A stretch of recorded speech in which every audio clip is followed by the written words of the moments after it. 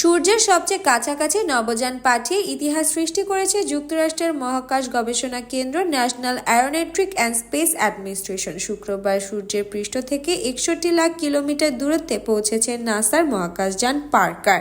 এর আগে মানবসৃষ্ট কোনো মহাকাশযান সূর্যের এত কাছাকাছি যায়নি। নাসার বিজ্ঞানীদের ধারণা ছিল যে আগামীকাল মার্কিন সময় ভোর 5টার দিকে লক্ষ্যে পৌঁছাতে পারবে পার্কার।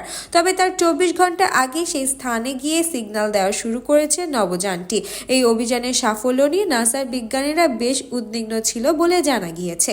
2018 সালে পার্কারে উৎক্ষেপণ করেছিল নাসা। উদ্দেশ্য ছিল সূর্যের সবচেয়ে কাছাকাছি কোন স্থান পর্যন্ত নভোযান পাঠানো যায় তা পরীক্ষা করা। উৎক্ষেপণের পর থেকে প্রতি ঘন্টায় 6,92,000 কিলোমিটার গতিতে এগিয়েছে পার্কার। যুক্তরাষ্ট্রের নিউ ইয়র্কের বিমানবন্দর থেকে যদি কোনো উড়োজাহাজ এই গতিতে যাত্রা শুরু করে তাহলে লন্ডনের হিথ্রো বিমানবন্দরে সেটি পৌঁছাতে সময় লাগবে 30 সেকেন্ড। নাসার বিজ্ঞান বিভাগের প্রধান ডক্টর নিকোলা ফক্স জানিয়েছেন, শত শত বছর ধরে মানুষ সূর্যকে জানার চেষ্টা করছে, কিন্তু এখন পর্যন্ত আমরা সৌরমণ্ডলে এই প্রাণকেন্দ্র নিয়ে খুব বেশি তথ্য জানা যায়নি। আমরা যদি সত্যি আমাদের নক্ষত্র সম্পর্কে যথাযথ জ্ঞান নিতে চাই তাহলে অবশ্যই তার কাছাকাছি যেতে হবে আমাদের। এটা খুব বড় একটি চ্যালেঞ্জ ছিল আমাদের জন্য।